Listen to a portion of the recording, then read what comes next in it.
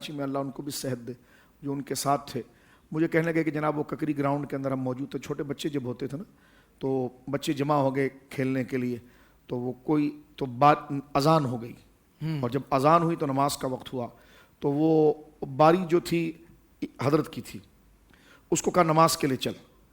تو اس نے کہا کہ نہیں میں تو ان کا میں اپنی باری تیرے کو دے دوں گا, ٹھیک ہے تو نماز کے لیے چل. اللہ, حالانکہ اتنی محنت کا, تو یہ بچپن سے شوق عبادت کا تھا, لوگوں کو اکٹھا کرنے کا تھا. تو یقیناً جو آج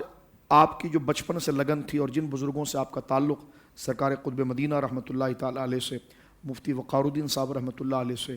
حضرت قاری مصلح الدین صاحب رحمۃ اللہ علیہ, ان بزرگوں کی صحبت میں آپ رہے. سب سے بڑی بات یہ ہے کہ آپ نے بزرگوں سے وفا کی ہے, اور یہ آپ کی کرامات میں سے ایک بڑی کرامت ہے کہ آپ نے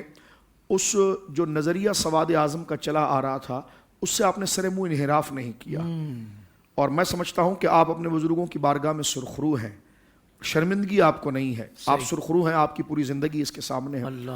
آپ کے ساتھ جڑا ہوا بندہ ہمیں کہیں پر بھی ملتا ہے تو ہمیں کسی کا بے ادب نہیں ملتا, سبحان اللہ, اور اس کے سامنے کسی بھی بزرگ کا نام لیا جائے اس کا چہرہ کھل جاتا ہے. صحابہ میں سے کسی کا نام لیا جائے, اہل بیت میں سے کسی کا نام لیا جائے,